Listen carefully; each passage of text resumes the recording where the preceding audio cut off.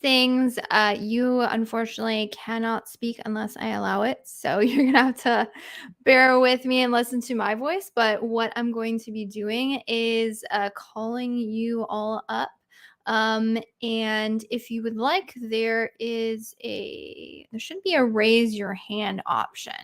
So this is going to be a voice only Q&A session. And if you would like to raise your hand, feel free to do so. I will answer questions in the order received, depending on how many people we have and how many hand raises we have in the session.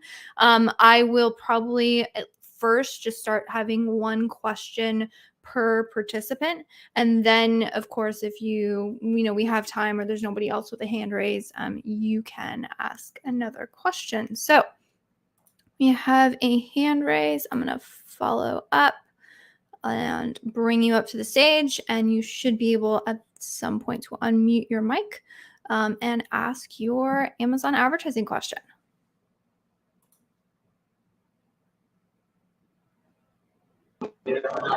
Hello, how are you?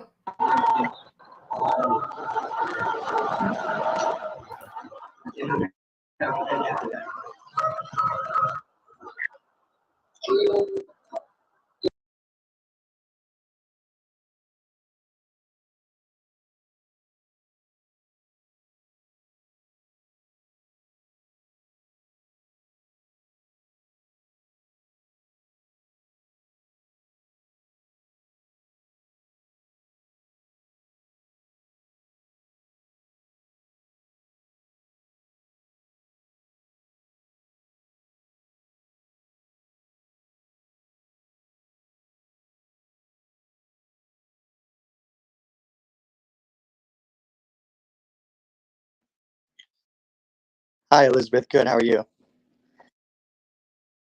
What are your thoughts on targeting your own ASINs of different product variations?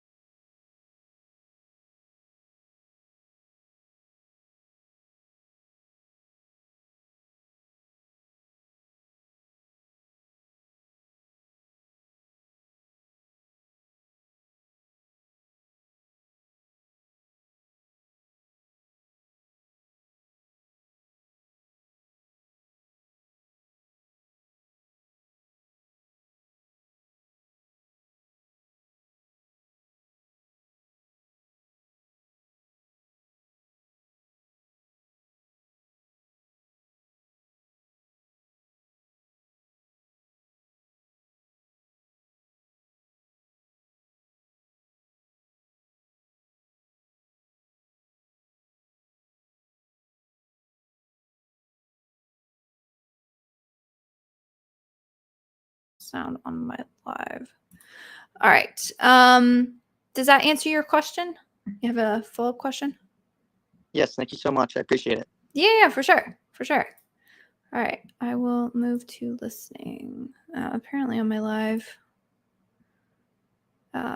those who I'm gonna call up David, and then I'm trying to run a live. Abil, is there sound now? And then David, feel free to unmute and ask your question. Sorry. What's your strategy with variation? So if you have different colors, do you put all the variations in? Do you kind of limit it to one variation? Do you have any thoughts about that? Yeah, really good question. So the question is around variations.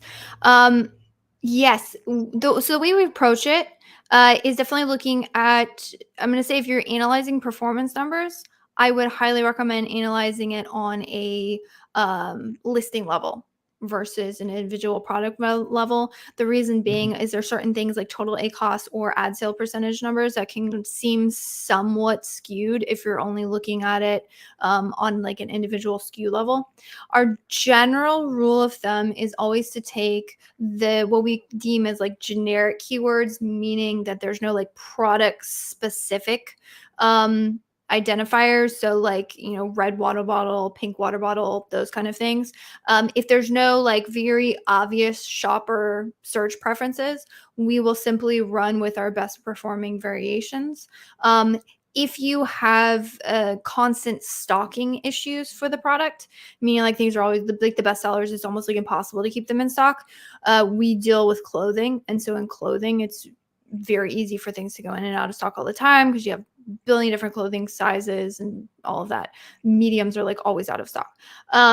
In that case, we'll go like a couple levels deep. It depends on how bad your stocking issues are. The reason why is if we have like a really large catalog and we're constantly dealing with stock issues, and then, obviously things are tied to the SKU. So that if we're only advertising bestsellers, those SKUs go out of stock. We're going to completely shut down on ads, and then there's no more ad traffic to the listings. So we'll make sure to, again, how many products we put in there in group depends on how severe or frequent the stocking issues are. And then the other funnels we will build out is if there's any, like I said, shopper search specific keywords. So red, blue, medium, small, big, large, striped, those kind of things. It's like I say, it's tedious to build out, but if you can take the time, I would highly recommend connecting those shopper specific searches to the relevant variations. One thing I've noticed is as a shopper on Amazon, I'm a girl, I shop clothing all the time. It's really, really difficult for me to type in a very hyper specific search and bring up the most relevant products for that search. So we find if we can kind of do that legwork for the Amazon algorithm, then we get much better performance numbers. So question, if Mhm. using the water bottle example you just did, Yeah. so if we're advertising a red water bottle and only the red version, and someone buys a green water bottle, does Mhm. the attribution show it if it's not in the ad group? So yes, whatever product is purchased, that purchase is attributed to whatever variation got the click. Okay, Mhm. so even if we're not advertising green water bottle, we do get credit. Correct. Yeah. Okay. That would be how it's going to work out. If you want to see that purchase behavior, you can pull a sponsored product. I think it's purchase product report. It will show you which product was advertised and then which product was purchased, if you want to look at that.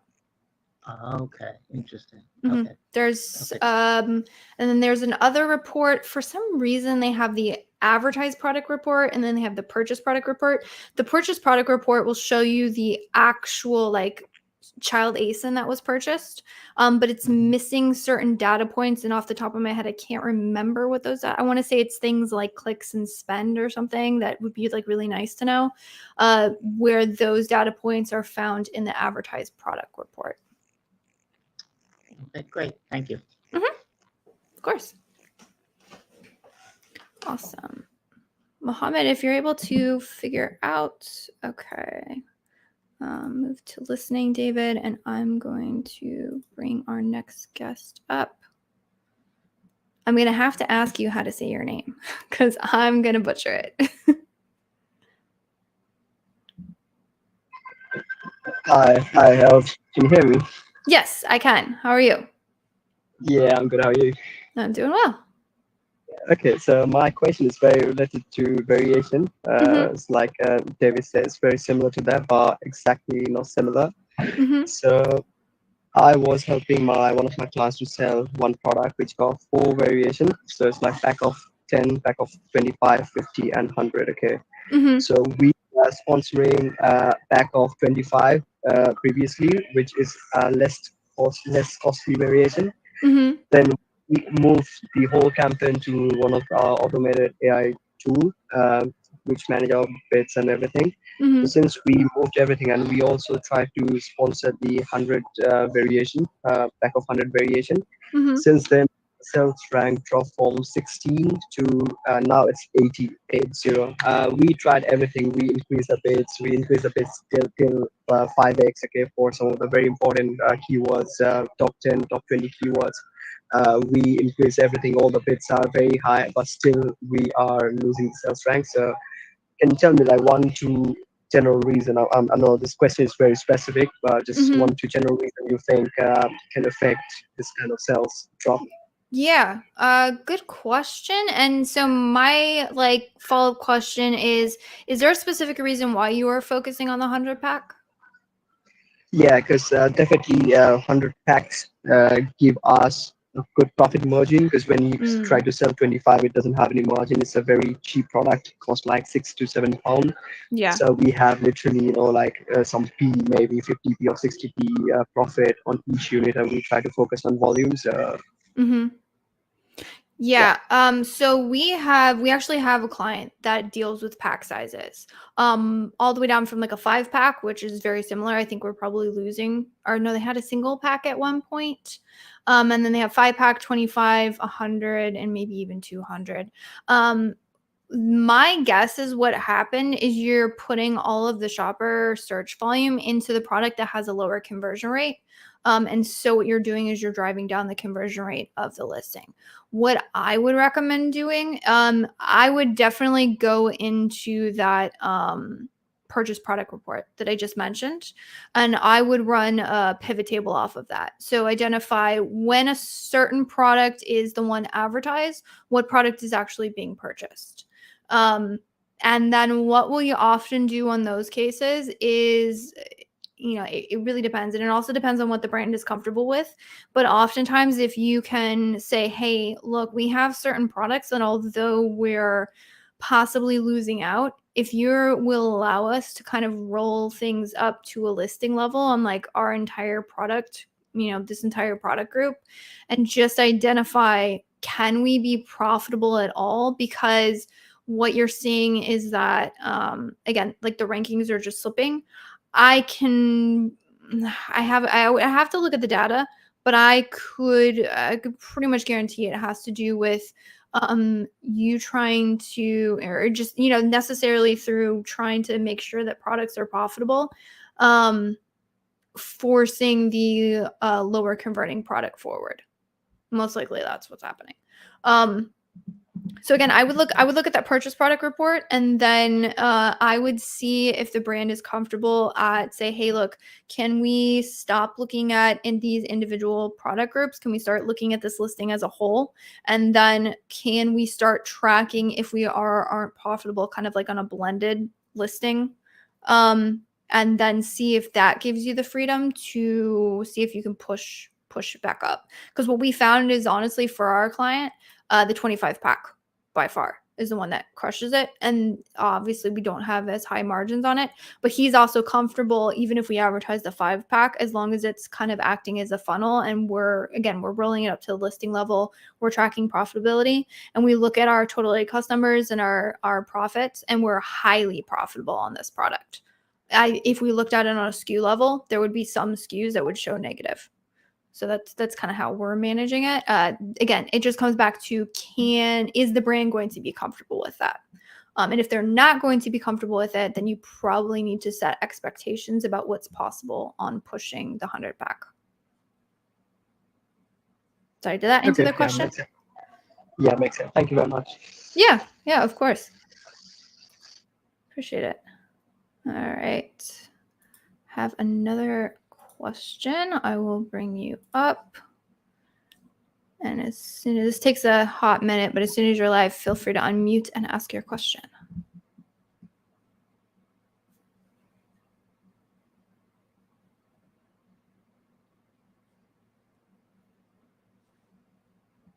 And if anyone else, we have room for further questions. So if anyone else has any questions, But Hassan, if you want to unmute, feel free. Let me know how I can help.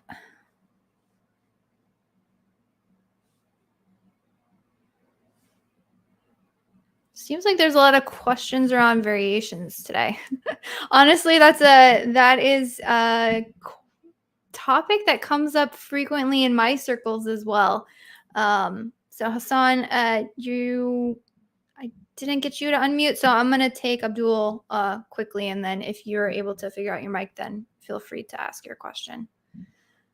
Yeah, Abdul, you had a question? Hey Elizabeth, how are you? Hey, how are you?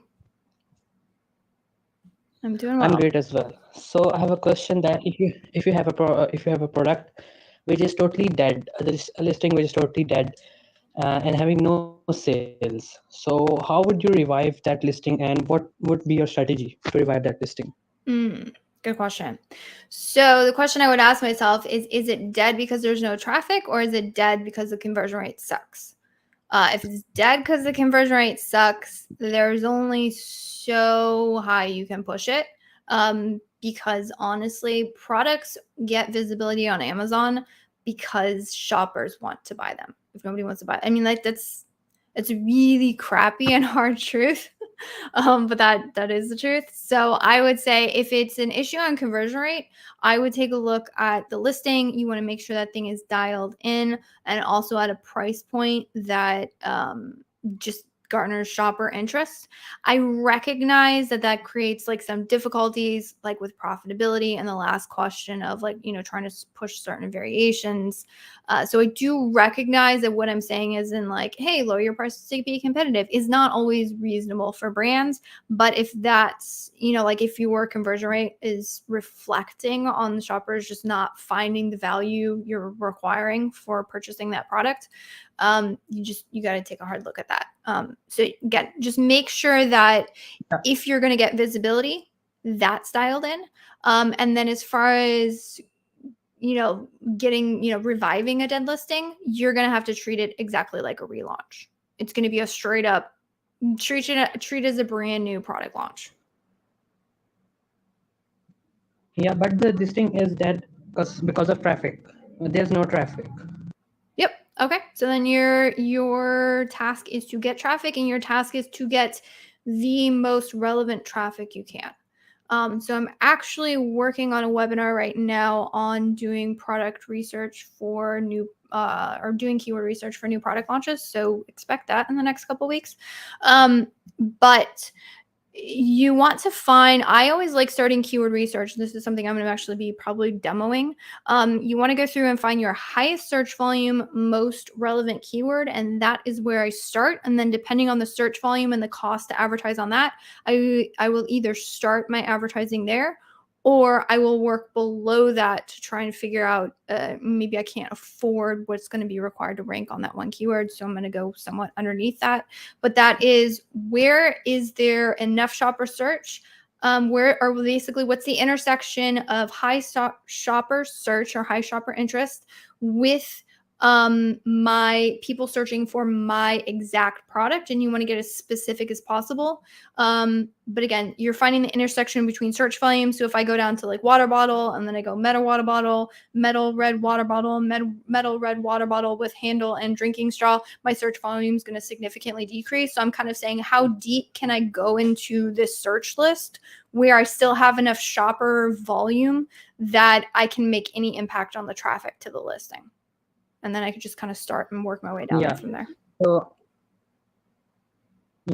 So I did the keyword research, and I found like 10 to 20 keywords, good keywords with high search volume, and I started advertising. But what I've seen is that the kind of conversion rate or the kind of clicks we were getting earlier, when the listing was not dead, we are not getting that kind of conversion rates and clicks right now. Even the price is below, even the listing is same, and I've even updated the listing as well. But we are not able to get the clicks. We are able to get the impressions. The bid is also too high. The price is also too down as compared to the competitors. But still, we are not able to get the clicks. And if even we get the clicks, we are not able to get the sales. Like with the same listing and a little bit updated, But it's strange because if I can get impressions, then I cannot get any kind of clicks. So how can I like scale or revive the dead listing if it's not getting any clicks? So even though doesn't matter how much bid I uh, post or do how much I bid on the keywords. If it's not getting clicks, I cannot revive the same listing. So Yeah. that's the issue I'm getting with a couple of listings. Got it. I would pick the top. It depends on how confident you are and how aligned the keywords are to your product. I would go down and I would pick the 2 to 3 most relevant keywords where you look at that search page and you say my product belongs here. And then I would run those aggressively, exact match. So I know I'm going to hit exactly those search pages. You're not going to get the traffic volume. What you're looking to do right now is validate the product in relation to the traffic. I would start there. I would run that for, I don't know, you probably can find out within a couple of days, but maybe half a week to a week. And what you're trying to figure out is it a product shopper misalignment? Meaning, again, the shopper searches change, shopper interests change, things change over time. So you're just trying to validate, is my most relevant shoppers interested in my product? And then you'll know how to go from there. And then you can look at the click-through rate and you can look at the conversion rate in relation to those. You're not looking at ACoS because you're probably going to have to spend a lot to get those placements. So you want to look at the conversion rate numbers. You want to look at the click-through rate numbers to identify if that's the problem. And how much top of search would you place on those keywords? How much percentage? I'm not a huge fan of going high percentage rates. I would much rather focus on the bid. So you're going to want to put high enough bid, and if you want to bump top of search, maybe 10 or 20% just to give it an extra boost. But I would go mostly bids, fixed bids, exact match. Okay, so that's all. Thank you. Of course. Yeah, hopefully it helps. Let us all know how that goes. All right. We have another question. So I'm going to bring you up. Thank you for waiting. I appreciate it. All right. Hello. Hey, hi, how are you doing? I'm doing well. How are you? Fantastic. Can't complain. That's always good. So, quick overview before I go into asking a particular question. So, I work with Pattern. Pattern is the world's global e-commerce accelerator, and that's #1 in seller list in US and globally third. So, I've recently joined this company almost 30 days back. The query that I have is, let's say for a particular keyword, your entry level bid on the campaign manager is $2 and your exit bid is $4, and you want to stand in the bid portfolio where you know that you are going to be on the top of the search placement. So according to you, what should be the bid range that I put? Because the suggested bid is 2.5. Let's take an example. 2.5 is the suggested, entry is 2, exit is 4. What percentage you want to put at the very beginning, because you have a blank canvas, you don't know what bid would turn you on the top. Yes. Got it. And my top of the search is basically, you can say it's like 50%. I've kept it on the top of the search. So let's consider an example. Let's say the bid amount that I'm trying to put is $2. But since I put 50% on the top of the search, so my bid would come to 1.5. And then 50% from the top of the search. But I'm still not guaranteed whether I'm going to get a position or not. So what is the best strategy at the very beginning when you have a blank canvas? What is the bid amount that I should put? Okay, so my question is, is the intent to get top of search placement? Yes. Got it. Okay. I would start at least 20% above the highest suggested if you can stomach it. Like I said, a $4 bid can be really hefty. So my question always is 2 things. One, where do I fall between profitability and sales volume? How much do I have to show up? And if I show up at a highly unprofitable ACoS, how okay am I in that scenario, or I'm okay sacrificing some initial search volume to maybe hedge my bets against profitability. If I fall more into that camp, as in I got to be a little bit more profitable on this, then I'm probably going to fall somewhere in the mid range. The other question is, how much do I absolutely 100% need to show up for this keyword? If it is something that I absolutely 100% must show up for this keyword, it is super important to me. It is worth it for me to put in the extra time and effort. You can do this manually, and we do this often if it's like a really in-demand keyword, or if we're doing like a really aggressive launch, or sometimes during like Black Friday, Cyber Mondays, where we're just kind of flying blind on our keyword bids. What you can do is you can, launch it. You want to give it time to start up, probably 5 minutes. What you can do is after a certain start time, after the campaign is active, probably give it 5 minutes after that. You can go on that search page and you can manually type in that search. Make sure it's an incognito window, because you don't want your past browser history to affect what kind of Amazon search page you're seeing. And you can see, where is my ad showing up? Am I showing up anywhere near the top? Yes or no? Then you can go through, readjust the bid, wait another 5 minutes, 10 minutes, go check again. Like I said, that's a very manual process. So you just can't afford to do that across the board on all of your keywords. But if you have an aggressive launch and you need to figure it out, that's the only real way to figure it out. Okay. So let's take an example. Let's say the product average invoice value is $100, and my profit margin is 20%. So that brings me down to 20%, $20 that I can spend through advertising. But through the market, my average CPC that I can put it is going around $4, because that, if I don't put that, if you withdraw your CPC, probably you're gonna land up on the third page and fourth page, and nobody's gonna go on the third or fourth page. So let's say you put a bid on the $4. So now, according to $4, with your 20 CAC, customer acquisition cost, being the target, so you have 5 clicks to have an order, and that is not a real scenario, right? 5 clicks to an order is like, it might go crazy, but sounds very horrible that 5 clicks, 1 order, unless you're doing a defense targeting, where you're targeting your own set of keywords pertaining to your own brand and your search term. But if you're doing an awareness campaign, probably 5 clicks to an order is an uphill task. So in that scenario, when you're doing such a mathematical calculation, where you know that your profit margin is only $20 to an order, because your invoice value is $100, how do you make sure that you at least have 10-15 clicks to, because the sample size is really less to have an order, and depending upon 5 clicks, you just cannot think of shutting down a particular keyword, because 5 clicks is neither here nor there. It's like a half chicken, half egg. Yeah. So how do you, with a lower dollar value item, how do you make sure that you have enough clicks to at least make sure that you at least, whether you need to withdraw that keyword, go for some other keyword, and to continue with that keyword? Yeah. So that kind of goes back to and it might kind of seem like a cop-out answer. I completely understand that. But it really goes back to understanding that's actually one of our onboarding questions. I put out a screenshot of it, I think a little while back. I think that was the one I put a screenshot of. Is, of these two things, if you had to pick one, what would you rather? Higher profits or higher sales? And you'll find there's honestly no right or wrong answer to that. It's, what is your comfort level? So if it's you as the ad manager, you really need to get that insight from the client. Because what we were talking about in the first bit, and I get it, it is a dichotomy that we have to manage as advertising managers. And I sympathize with you, because we go through the exact same thing with all of our client accounts.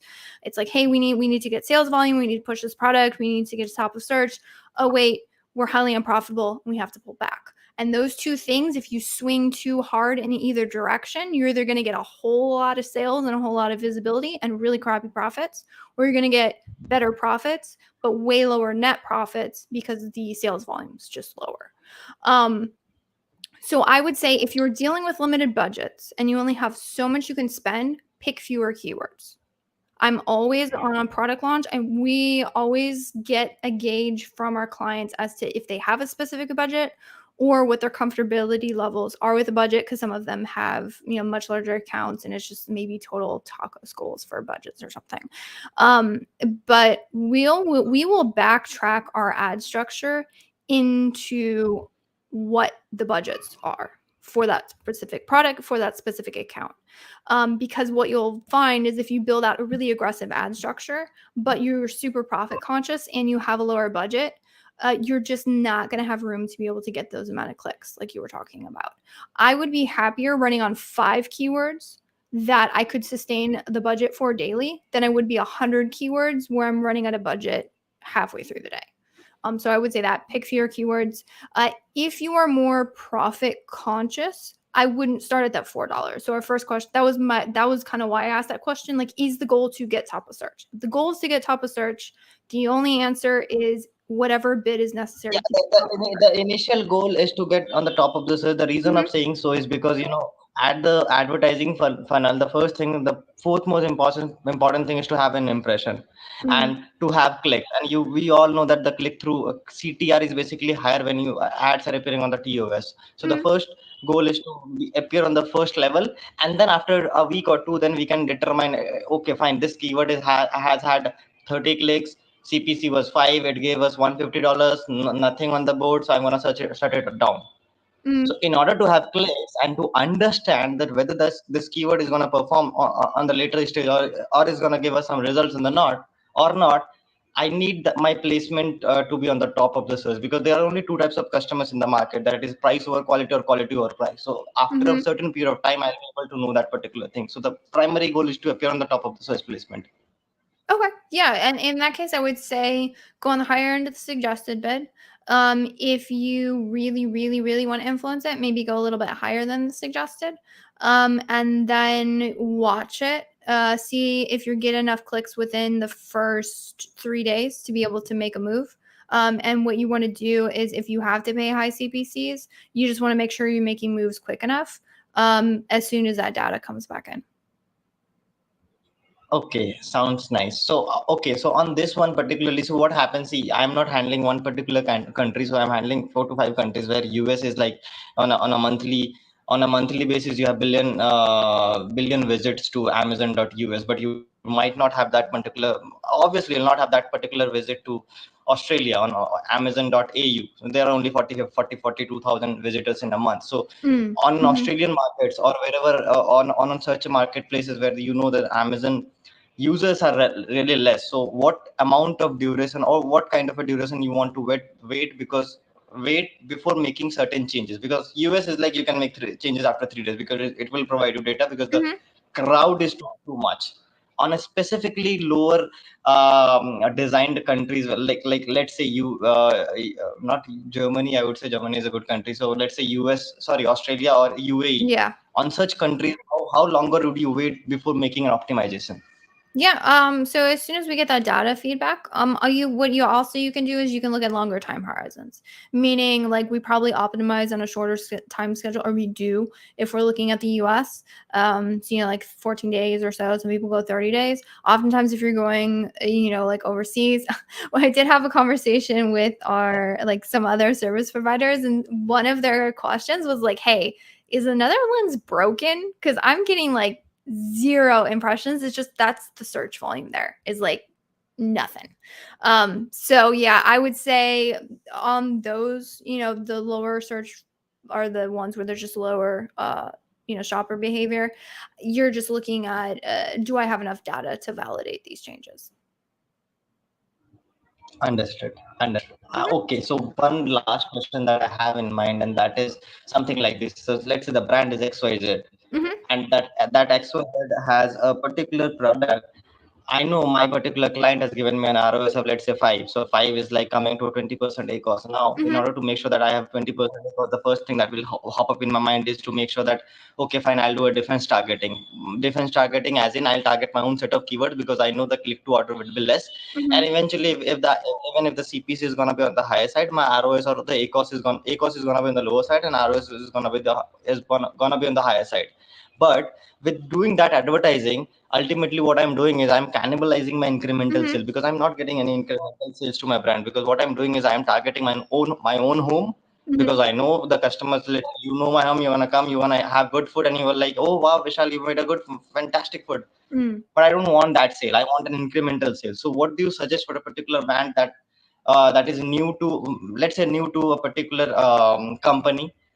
So should we rather focus on defense targeting or go towards awareness? Because the most important goal in advertising is to have incrementals. There's no point of defending your particular page. Yes, you defend it, but not to a point where you are making sure that your ROS is increasing majorly because of defense targeting, not because of awareness targeting. Yeah, that is a good point, and so I would 100% agree with you as to like the whole goal is incremental sales, and if we're doing defensive targeting, we're not actually doing right by the brand.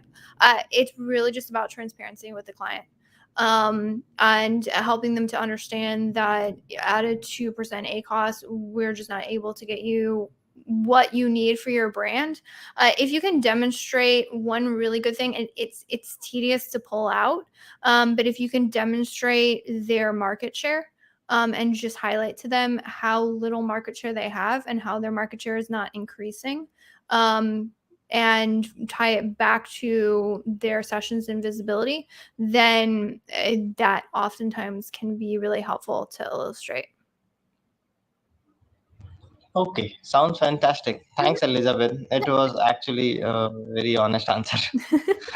Thanks. I wish I sympathize with you all. No, what the goal behind asking this question was to make sure that we have a true ROS in place. We don't jeopardize or cannibalize our own organic sale. Yeah, no, I agree. It's really about transparency, and then sometimes it's also about just shopper or not shopper, client, not teaching, but being transparent, because there's certain brands that we've managed, and I'm going to move you to listening. And then for those of you listening in, if you have just joined us, and I'll finish my thought in a second, but feel free to raise a hand. You can come up, ask a question, anything on PPC advertising or Amazon advertising. If it's a question on anything else, I'll do my best to get you the best answer, but no guarantees, seeing as Amazon advertising is kind of my bread and butter. But yeah, so it's really about just client education, really, because there's oftentimes clients will give you those really low directives, and some of them, to no fault of their own, it's just because maybe there wasn't really good education, or they didn't get information in a way that actually helped it make sense to them. But sometimes they'll have really low targets, and they don't realize that those targets are actually hurting their brand. We've had those conversations with brands, and it's like, hey, look, this is our total ACOS target. The market has changed. We were running at a 10% for years, and we're noticing that creep up in all of our other clients' accounts. We think you're losing market share. Can we move this to a 12% target? Or can we work on our conversion rate to make up for that? And that conversation went, oh, wow, thanks so much. We didn't realize how much it was hurting us. Yes, of course, our objectives are year-over-year growth. So it makes sense for us to move these other KPIs. And, that's kind of the conversation. Or there are certain clients, or shoppers in general, maybe not just clients of ours, where they got someone say, oh, there are people who teach very hard and fast numbers, like you should have 30% ACOS on a launch, or you should have a 10% total ACOS number, which is not rooted in anything in the account. It's simply an arbitrary number. So I do remember I had a consultation call with someone, and when I asked them, hey, how's your ACOS numbers going? They're like, well, it's 25%. I don't know, is that good? And I said, well, what's your profit margins? And they said, well, I feel like I should get my ACOS down to a 20%, even though it's on a 25. Oh yeah, by the way, my margins are 45%. And I'm like, dude, you don't know how many sellers would love to be in your situation with a 45% margin and only a 25% ACOS. You're making 20% on every single one of your ad sales. That's phenomenal. So it's really just educating shoppers kind of what's possible in the market, and then just helping them bring that context to their account, and how they should approach that. So Abdul, Hey, you had so one I other have question. another question, which is asked by several new clients who wants to launch Amazon brand on 2023. The thing is, from your experience, maybe it's a little bit irrelevant for you, but from your experience, what is the best like selling price for a brand, and what's the best margins the brands should look for to launch, like clients should look for to launch a new brand in 2023 on Amazon, so that they can grow well and they can turn into profitability some Yeah. a little bit earlier and easily, maybe. So what kind of price point do you suggest, and the margins before getting into Amazon, so that we can deal into PPC easily? So I know I've heard certain margins, but I don't even want to say them because I would just be repeating somebody else, and I'm going to just like pull it out of my, I think I remember that. And then I don't want to give anyone bad information. So if you, I would approach the margins as backtracking that into the sale price, and the sale price you really want to go off of kind of what's available in the market. And a lot of sellers, and I think for good reason, will launch at a much lower price point to be able to boost conversion rates and help with that ranking. So really you want to be able to have margins that can support that. And honestly, the higher the margins, the better. The other thing that you do want to keep into account is, unfortunately, if you don't have good conversion rates, your total ACoS numbers are creeping up. Like, we are not running anyone actively around a 20% ACoS, but it's creeping up to that point. So just keep in mind, like, rising ad costs, and that's just me as somebody who's like dealing in ads all the time. You want to be able to cover those kind of things on, launch. You don't want to have such small margins that you're going to pull back on the ads prematurely, because your profit margins just can't sustain that. So I would say that in context, that doesn't give you a hard and fast number, but at least it gives you, again, some context to the "it's depends" question. But honestly, the higher the better. And then the other thing that I think oftentimes is overlooked in product research. Now, this is not overlooked by very savvy sellers, but this is overlooked by maybe some of the newer sellers, is the keyword market depth. So because I deal with product launches all the time from a strictly PPC perspective, again, one thing that I look for is market depth. What's the intersection between search volume and high relevance to my product? What does my list of potential keywords look like? How big is my list of potential keywords? We're dealing with a client right now that one of their products, there's just not a really good, solid, exact fit in the market for the product. So we've had to go broader, which oftentimes lowers conversion rates. And this is one thing I plan on covering on the keyword research webinar I'm going to do, is the Amazon platform. You do not create demand on the Amazon platform. You harness the demand from the Amazon platform. So if there's no initial demand on the platform and no depth of demand and depth of like how often shoppers, or what things shoppers are using to type into search, you're gonna be fighting for a much smaller pool of shoppers, and that can get really sticky and can create some very unprofitable launches. For instance, if like the entire amount of search volume for your product is contained into is only on one single keyword, you can bet that every single product that is like yours is going to be it's going to be a bloodbath for that one ranking on that one keyword, versus maybe a more competitive space where there's lots more competitors, but everyone's fighting for a list of hundreds, thousands of keywords. Well, then you have much more things to pick and choose from, and there's going to be certain keywords that other sellers has overlooked or they're not getting as aggressive on, and you have a room to play in that. So those would be my tips, although I know I'm not the foremost on shopper or on product research or product launches. Obviously PPC we do. Product research we don't. We just know what we've seen after we're handed the products and have to advertise them. Hopefully that was helpful. Okay, sure. Thanks. Of course. All right, move to listening. Yes, for anyone watching live, I know there's 3 of you. I can actually post a link in the chat. You can join here. We have probably about 15 minutes left. By the way, those of you on the call, I am testing, seeing if I can stream this thing live, because the way LinkedIn works, It's kind of stupid, and it just kind of sits here in this little bubble, and when I end the call, it's going to go away. So I'm seeing if I can harness it. Yes, you had a question. Yeah, hello. Hi, Elizabeth. Hello. Am I audible? Yes, you are. Go ahead. My question is in regards with the impression share. So we are doing the higher bids for our particular set of keywords and doing the best analysis for that, but not getting that much sale on that particular keywords. The conversion rate or the CTR is very less for that particular set of keywords. So is there any insights to analyze for in the much better way for getting more sales? Okay, so you're looking at the impression share, and the goal is to get more sales.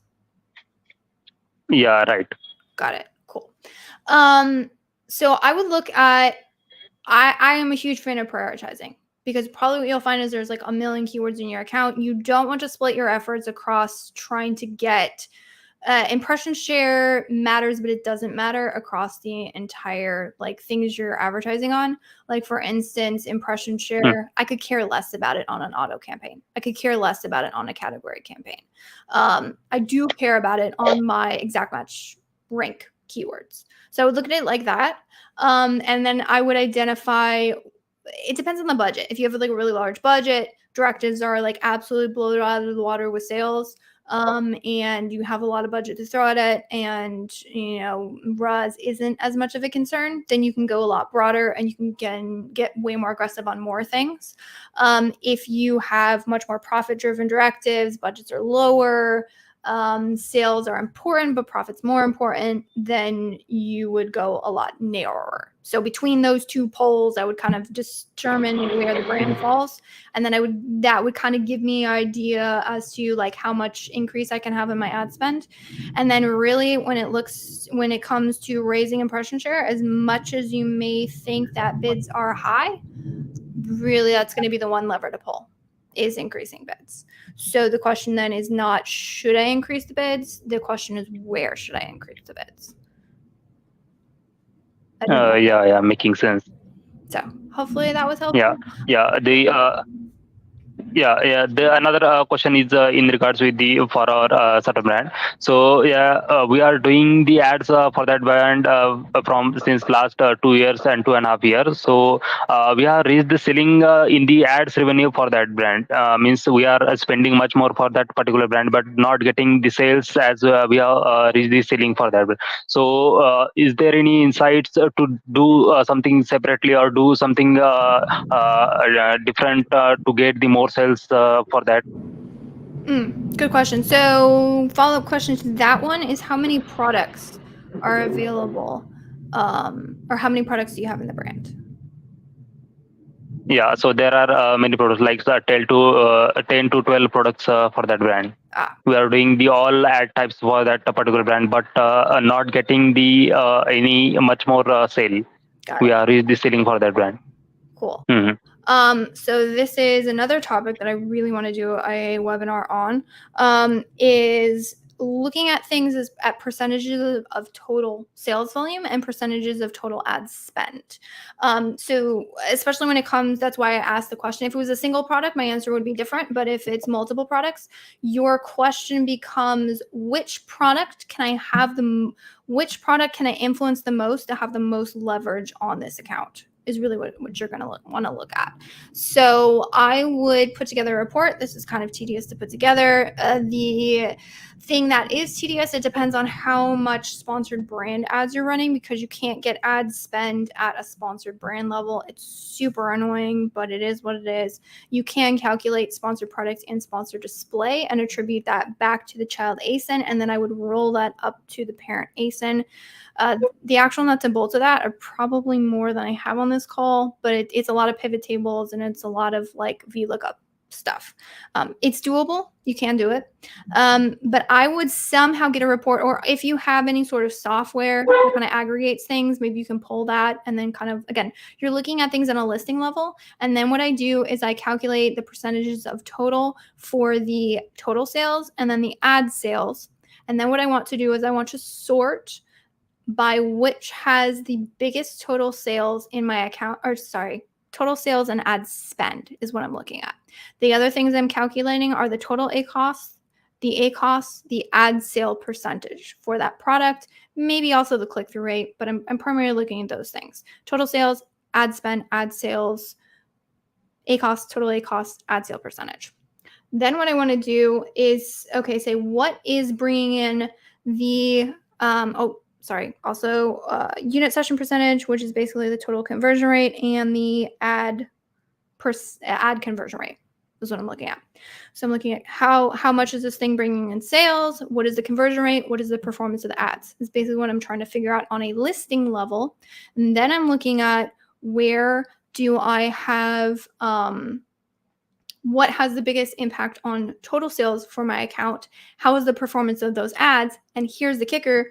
What does my ad conversion rate look like versus my unit session percentage? At the very least, unless you're going super crazy aggressive and advertising on a crap ton of broad keywords and you're absolutely like blowing up ad spend, you want your ad conversion rate to be higher and at the very least equivalent to your unit session percentage or basically your total conversion rate. So that's what I would look at is, where am I seeing the biggest, what's the easiest place for me to impact this particular brand? So I'm looking at total ACoS to tell me how profitable it is. I'm looking at the ad sale percentage to tell me how much I'm cannibalizing my total sales volume. There are certain products where there's only so much search volume for that particular product. And if I keep on pushing ads, all I push up is my ad sale percentage. Ad sale percentage is your ad sales divided by your total sales. Basically says what percentage of my total sales is coming from my ads.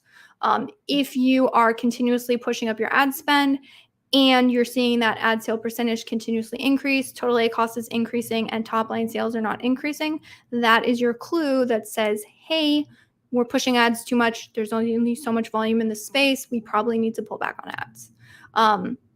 So I know your question was about sales volume. So I would look at where do I have low ad sale percentage?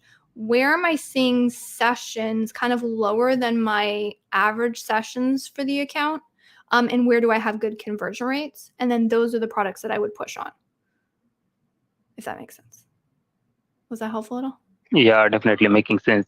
So did we have to focus on the cataloging part? Means we have to focus on the content or the creatives for that particular list of products or reference. Mm-hmm. Yep. And looking at the conversion rates on a child ASIN level, but then also like on a listing level, that will tell you where do you have lower than average conversion rates. Another one of my favorites to look at is the conversion rate year over year.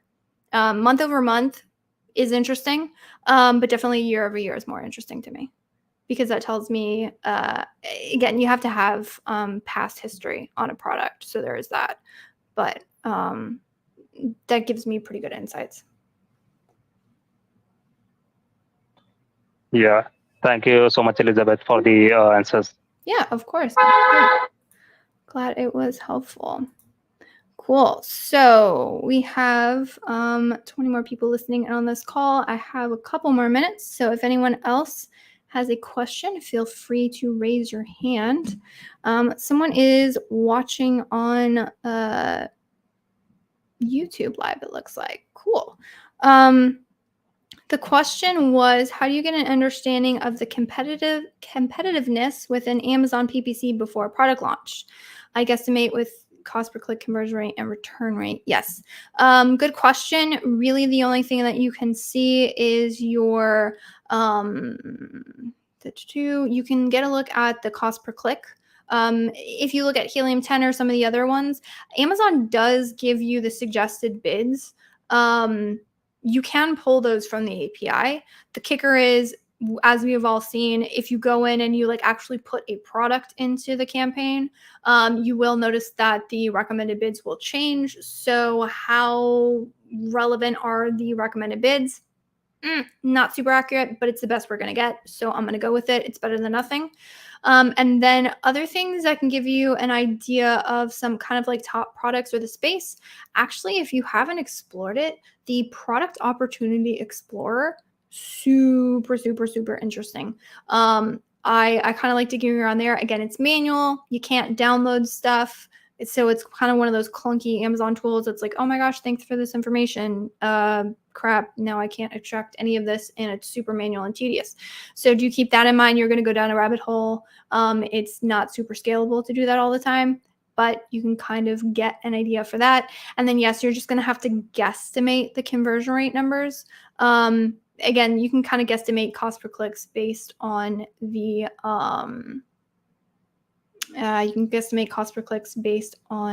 Amazon recommended bids. And then if you really want to look at stuff, again, we're getting into super theoretical territory right now.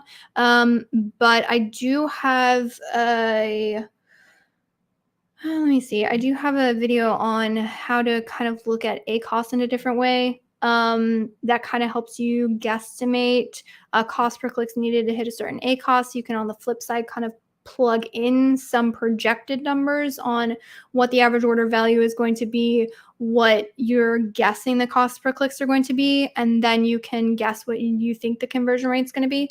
And that will kind of spit out some ideas as far as like the projected ACoS numbers. So that could be helpful as well. I think the most extensive video I did with that was Michael from Ad Badger. Him and I went through sort of a projection formula spreadsheet that I put together, and you can actually go snag this spreadsheet as well if you are interested in that. That's kind of interesting. That's something I've been digging into recently, is like theoretical territory, and is it possible to project total ACoS numbers given the order volume we're going for? The answer is maybe. But again, it's fun to play in the theoretical. Cool. We are a couple minutes out, but I definitely have time for at least one more question, possibly two, if anyone had any additional questions. Feel free to hit that hand raise button and I can bring you up to the stage. Otherwise, my voice is going, so I might end it 4 minutes early, unless anyone has any additional questions.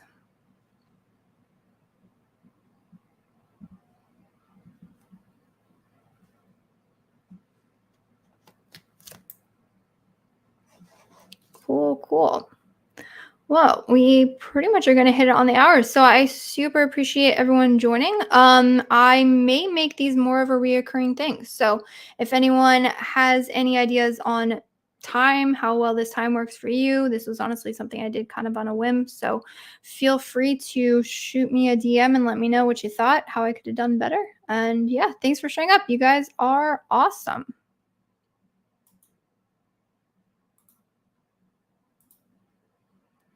Cool. And for anyone who watched live, you all are awesome as well. I don't know if the audio from the audience came through. I'm gonna have to double check this recording and see if I even got what I was hoping I could get. But yes, so this video is live on Facebook. It's live on YouTube. So the video should be available for recording or for rewatch. It'll just auto-populate there. And unfortunately, oh, sweet. The audio from the audience came through. That is fabulous. So I appreciate St. White. I appreciate your answers to that. So that's good. So that means if I do another one of these lives, the live audience can also get access to this. And then we will also be able to get the audience's questions as well. So I will catch you all on the next one. Thanks.